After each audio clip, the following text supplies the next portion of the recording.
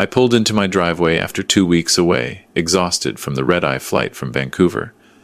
My mother had suffered a stroke, and I'd been at her bedside through the worst of it. She was stable now, thank God, but I was desperate to get home to Margaret, my wife. She has early onset Alzheimer's, and 2 weeks apart felt like an eternity. The house was dark. That struck me as odd. It was only 8 in the evening, and Margaret usually kept the living room lights on. I grabbed my suitcase from the trunk and headed to the front door, fumbling for my keys. That's when I heard it. A faint thumping sound, rhythmic and desperate, coming from somewhere inside the house. My heart stopped. I shoved the key in the lock and burst through the door. The sound was clearer now. Someone was banging on something, and there was a muffled voice, hoarse and weak. It was coming from below, from the basement. I dropped my suitcase and ran to the basement door. It was locked from the outside, padlocked with a heavy-duty lock I'd never seen before. The thumping grew louder, more frantic. "Margaret!" I shouted, my hands shaking as I searched for something to break the lock. A cry came from the other side, weak, desperate. My wife. I ran to the garage, grabbed a crowbar, and pried that lock off in 3 violent yanks. The door swung open, and the smell hit me first. Urine, sweat, and something sour. I flicked on the light and nearly collapsed. Margaret was at the bottom of the stairs, filthy, trembling, her nightgown stained and torn. Her face was gaunt, her lips cracked and bleeding. She looked up at me with eyes that didn't quite recognize me at first, confusion and terror mixing in her expression. "Thomas," her voice cracked. Is that really you?" I was down those stairs in seconds, scooping her into my arms. She weighed almost nothing. How long had she been down here without food, without water? "I'm here, sweetheart, I'm here, I've got you." I carried her upstairs, my mind racing. Who did this? How did this happen? I laid her on the couch and grabbed my phone, dialing 911 with trembling fingers. As I gave our address to the dispatcher, I looked around the house. Everything seemed different. Furniture had been moved. There were boxes stacked in the corner I'd never seen before. Margaret's pill organizer was gone from the kitchen counter. The paramedics arrived within minutes. As they checked Margaret's vitals, severely dehydrated, malnourished, early signs of hypothermia, despite it being September, I stood there in shock, trying to piece together what had happened. "Sir, when did you last see your wife?" one of the paramedics asked. 2 weeks ago. I left her with our daughter. Jennifer was supposed to stay with her while I was in Vancouver. My mother had a stroke, and my voice broke. "Jennifer did this?" The paramedic exchanged a glance with her partner but said nothing. They loaded Margaret onto a stretcher. I rode with her in the ambulance, holding her hand, whispering that she was safe now, that I was sorry, so sorry I'd left her. At St. Michael's Hospital, they admitted her immediately. A nurse pulled me aside while the doctors worked. "Mr. Holloway, I need to ask, has your wife been locked in that basement for the entire 2 weeks you were away?" The question hit me like a freight train. 14 days. My Margaret, trapped in that cold, dark basement for 14 days. "I don't know," I whispered. "I just found her like that." A police officer arrived an hour later. His name was Detective Morrison, Toronto Police Services, Elder Abuse Unit. Yes, there's actually a specialized unit for this. I sat in the hospital waiting room and told him everything. "I'm Thomas Holloway. I'm 65, retired from a career in civil engineering. My wife Margaret is 63. She was diagnosed with early-onset Alzheimer's 2 years ago. It's been progressing slowly, but she can still do most things with reminders and routine. She knows who I am. She knows our daughter. She just gets confused sometimes, forgets where she put things, loses track of time. Our daughter Jennifer is 38. She's a CPA at a mid-sized firm in downtown Toronto. She married Kyle 3 years ago. Kyle calls himself a business consultant, but I've never been entirely clear on what he actually does. He's always talking about cryptocurrency, NFTs, passive income streams. I never liked him, if I'm being honest, but Jennifer seemed happy, and that's what mattered. 2 weeks ago, my mother in Vancouver had a stroke. My sister called me in a panic at 3 in the morning. I booked the first flight out. Jennifer volunteered immediately to stay with Margaret while I was gone. "Dad, don't worry about a thing," she'd said. "I'll take care of Mom. You just focus on Grandma." I was grateful, relieved even. Jennifer knew her mother's routines, knew where all the medications were, knew how to handle the confusion and the sundowning that came with the disease. I called every day from Vancouver. For the first week, Jennifer answered, "Mom's fine, Dad. We're watching her favorite shows. I'm making sure she eats. Don't worry." But during the second week, the calls went to voicemail. She texted instead, "Sorry, busy with Mom. She's good. Call you later." But she never called back. I tried calling Margaret directly, but her phone went straight to voicemail too. I told myself it was fine. Jennifer had it under control. My mother needed me. I stayed in Vancouver. Detective Morrison listened to all of this, taking notes. Then he asked the question that made my blood run cold. "Mr. Holloway, during those 2 weeks, did you give your daughter power of attorney over your wife's affairs?" "No, absolutely not." "Did your wife sign any documents that you're aware of?" "Not that I know of." "Why?" He closed his notebook. "We'll need to investigate further, but Mr. Holloway, this appears to be more than just neglect. We'll be in touch." Margaret stayed in the hospital for 3 days.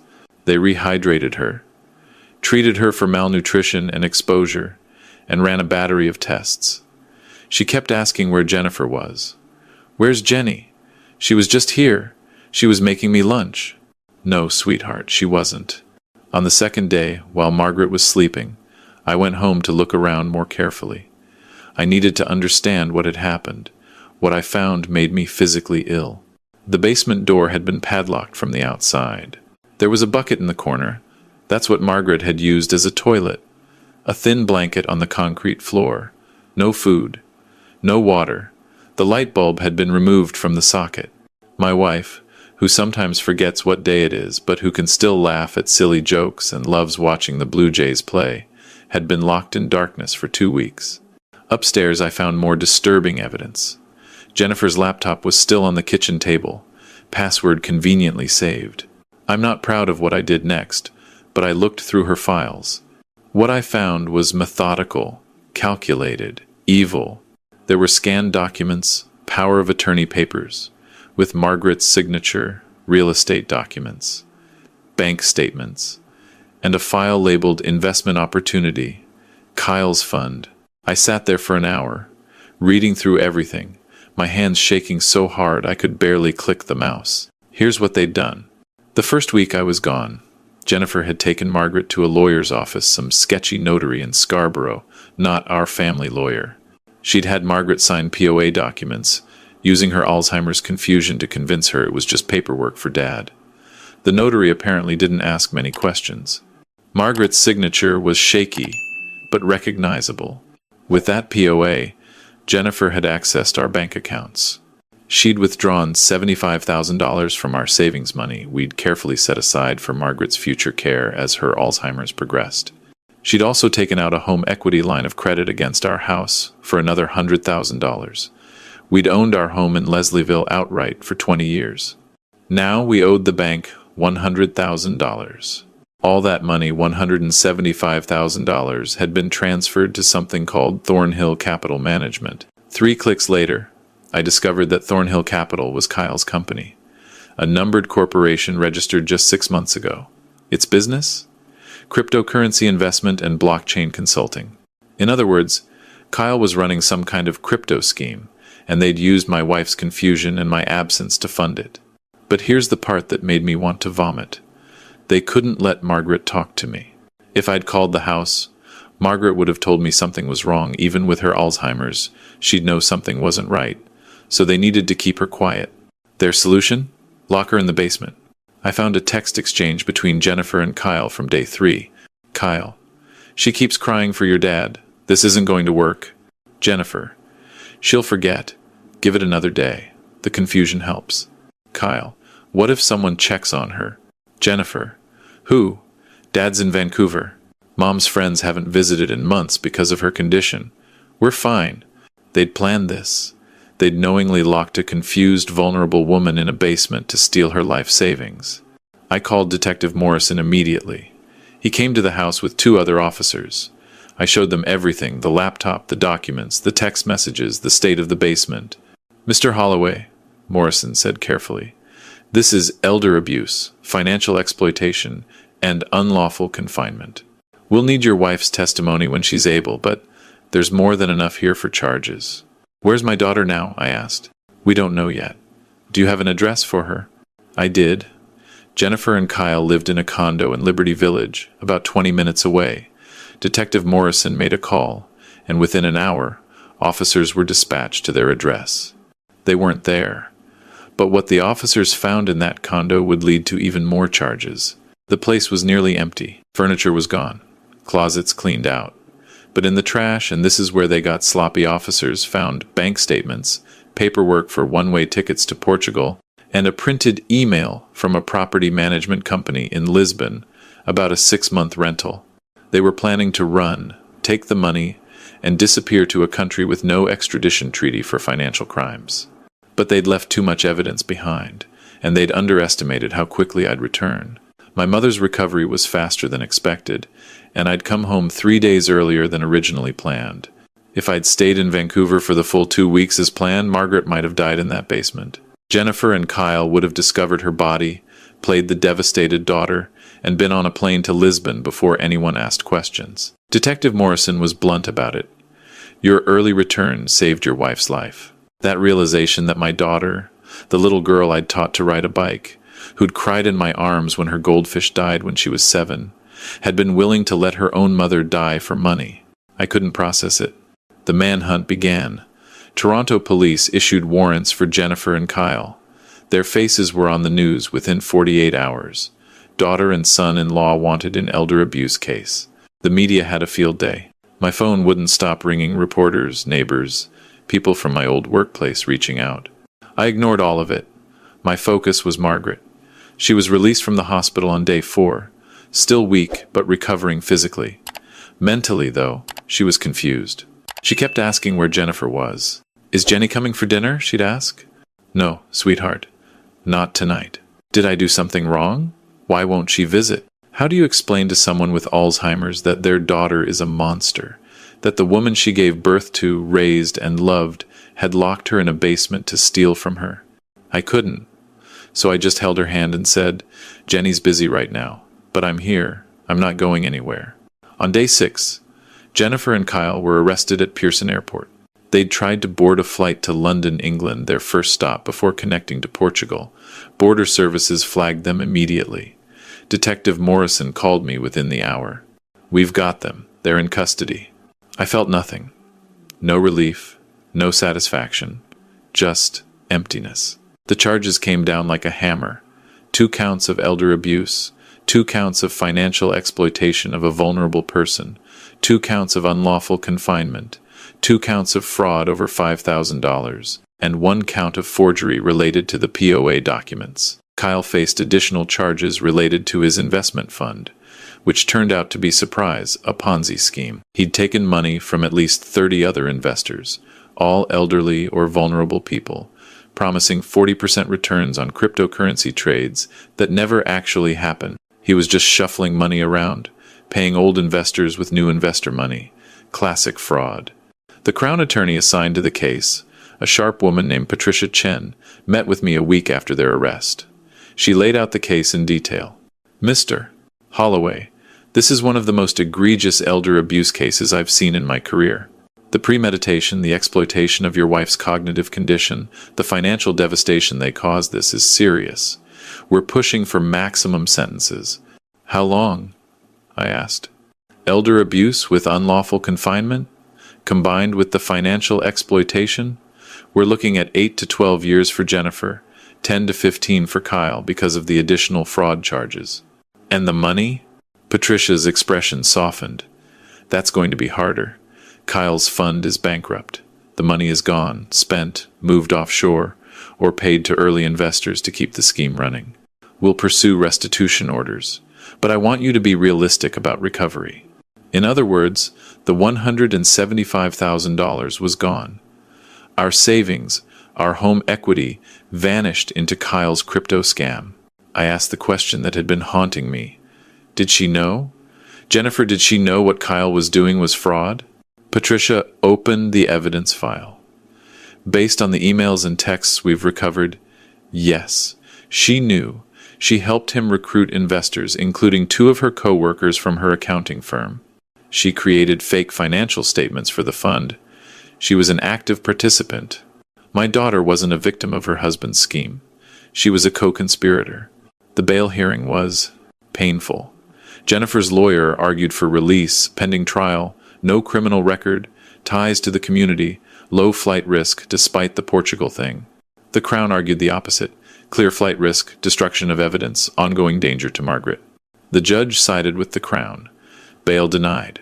Jennifer and Kyle would remain in custody at the Toronto South Detention Center until trial. I attended that hearing. I sat in the back row and watched my daughter, in an orange jumpsuit, plead with the judge for release. She cried. She apologized. She said she'd made a terrible mistake. When she saw me, she tried to mouth something. "Dad, please." I stood up and walked out. I couldn't look at her. The criminal case moved forward, but I wasn't content to wait for justice from the courts alone. I hired a lawyer, Christopher Walsh, a partner at a firm that specializes in elder law and estate litigation. His advice was clear. "Thomas, you have grounds for a civil suit. Sue them for everything they've taken, plus damages for what they put Margaret through. Even if they don't have assets now, they might in the future, inheritance, earnings, property. Lock it down." I filed suit 2 weeks later. Jennifer Holloway and Kyle Morrison, defendants. Claims: financial exploitation, intentional infliction of emotional distress, conversion, breach of fiduciary duty. Damages sought: $175,000 in stolen funds, plus $200,000 in additional damages for Margaret's suffering. But there was more to do. I contacted the College of CPAs of Ontario. Jennifer had used her credentials as an accountant to lend legitimacy to Kyle's scheme. Her co-workers from the accounting firm had trusted her professional judgment. She'd violated every ethical standard of her profession. I filed a formal complaint. Within a month, Jennifer's CPA license was suspended pending the outcome of the criminal trial. If convicted, she'd be permanently disbarred. She'd never work as an accountant again. That should have felt satisfying. It didn't. It just felt necessary. The months that followed were a blur. Margaret's Alzheimer's worsened stress, accelerates cognitive decline, her neurologist told me. She stopped asking about Jennifer, which was somehow worse than the questions. It was like her brain had erased her daughter as a protection mechanism. I hired a full-time caregiver to help with Margaret while I dealt with the legal proceedings. The bills were piling up: medical expenses, legal fees, the mortgage payments on the HELOC we never wanted. We were drowning financially, and the people responsible were sitting in jail awaiting trial. The preliminary hearing happened in January, 5 months after Margaret's rescue. I testified. I walked the court through finding Margaret, through discovering the documents, through realizing what they'd done.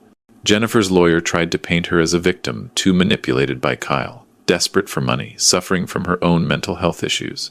It was garbage, and the judge saw through it. "Miss Holloway," the judge said, "you are a trained accountant. You understood exactly what you were doing. You exploited your mother's cognitive vulnerability for financial gain. There is no mitigating factor that excuses that." The case was bound over for trial. Trial date set for June, 8 months after the nightmare began. But before the trial, something unexpected happened. Kyle's lawyer approached the Crown with a deal. Kyle would plead guilty to all charges and cooperate fully in testifying against Jennifer in exchange for a reduced sentence. He'd testify that Jennifer had been the mastermind, that she'd planned the whole thing, that he'd just gone along with it. It was a coward's move, throwing his wife under the bus to save his own skin. But Patricia Chen called me to discuss it. If Kyle testifies, we have an airtight case against Jennifer. His testimony, combined with the evidence, guarantees a conviction and a strong sentence. What do you think? Will he serve time? I asked. Yes. We're offering 8 years, with eligibility for parole, after serving 2/3. He'll be in prison for at least 5 years, realistically longer. And Jennifer? Without the deal? She'd face trial, and there's always risk with a jury. But with Kyle's testimony, we'd push for the maximum 12 years. I thought about Margaret, still asking sometimes why Jenny doesn't call. I thought about those 14 days in the basement. I thought about the life savings. Gone. The home equity. Gone. The trust. Gone. Take the deal, I said. Kyle pleaded guilty in February. The sentencing hearing was brief. He expressed remorse. I'm sure his lawyer wrote every word. The judge was unimpressed. Mr. Morrison, you participated in a scheme that targeted vulnerable elderly individuals, including your own mother-in-law. You prioritized profit over human dignity. 8 years in federal prison. 1 down. Jennifer's trial began in June. It lasted 3 weeks. The Crown presented the evidence, the POA fraud, the bank transfers, the basement, the texts planning the Portugal escape. They called Margaret to testify. That was the hardest day of my life. Watching my confused, diminished wife try to explain what had happened to her. She kept getting mixed up, forgetting details, asking if she could go home. Jennifer's lawyer tried to use that confusion to suggest Margaret couldn't be a reliable witness. But then the Crown played the video. The police had taken video of the basement the day they'd executed the search warrant. That dark, cold space. The bucket. The thin blanket. The scratches on the door where Margaret had tried to claw her way out. The jury watched in silence. 2 of them were crying. Kyle testified next. He laid out the entire scheme, how Jennifer had approached him with the idea, how she'd researched the POA laws, how she'd found the notary who wouldn't ask questions, how she'd planned the timeline around my trip to Vancouver. It was all her, he said. I just did what she told me to do. Even if that was partly self-serving, the evidence backed it up. Jennifer's laptop showed she'd been researching power of attorney, elder exploitation, and countries without extradition weeks before my mother's stroke. She'd planned this. Jennifer took the stand in her own defense. It was a disaster. She tried to claim she'd been trying to help us, that Kyle had manipulated her, that she'd never meant to hurt anyone. The Crown destroyed her on cross-examination. Miss Holloway, you texted your husband. She'll forget. Give it another day. The confusion helps. You were referring to your mother. What were you hoping she'd forget? Silence. Miss Holloway, you locked your mother in a basement without food or water for 14 days. You stole her life savings. You planned to flee the country. And you want this court to believe you never meant to hurt anyone? Jennifer broke down crying. The jury was unmoved. Deliberations took 4 hours. Guilty on all counts. Sentencing was 2 months later. I submitted a victim impact statement, 5 pages, detailing what this had done to Margaret, to me, to our lives. How we'd lost not just our money, but our sense of safety, our trust, our family. Margaret tried to submit one too, but her Alzheimer's made it impossible. Her neurologist submitted a letter instead, documenting how the trauma had accelerated her cognitive decline. The judge read through everything. Then she looked at Jennifer. Miss Holloway, you are an educated, intelligent woman. You understood the vulnerability of your mother's condition, and you exploited it without conscience. You betrayed not just her trust, but every standard of human decency. This court sees no mitigating factors. Jennifer Holloway, you are sentenced to 12 years in federal prison. I exhaled. It was over. But it wasn't. Not really. The civil suit settled a month later. Jennifer and Kyle were jointly liable for $375,000. Of course, they don't have that money. The court put liens on any future assets, wages, or inheritance. If they ever have anything, we'll get it. But realistically, we'll never see that money. The restitution order from the criminal case says they owe us $175,000 plus interest. Again, good luck collecting. The house we managed to refinance the HELOC into our mortgage, but we now have payments for the first time in 20 years. We'll be paying this off for the rest of our lives. Margaret's care costs are climbing as her Alzheimer's progresses. Insurance covers some of it, but not all. I'm looking at possibly selling the house within a few years to afford memory care. Jennifer is at Grand Valley Institution for Women, about an hour west of Toronto. She'll be eligible for parole in 8 years. Kyle is at Joyceville, a medium-security prison near Kingston. His parole eligibility is in 5 years. I haven't visited. I won't visit. As far as I'm concerned, I don't have a daughter anymore. People ask me sometimes if I regret pursuing the charges so aggressively, if I wish I'd tried to work it out as a family, if I think 12 years is too harsh. Here's what I tell them. Jennifer locked her confused, terrified mother in a basement for 2 weeks. She stole everything we'd saved to care for Margaret in her final years. She planned to let Margaret die and flee the country with the money. She did all of this knowingly, calculatedly, without conscience. 12 years isn't too harsh. It's mercy. Margaret doesn't understand where Jennifer is. Sometimes she still asks. I tell her Jennifer is away for work.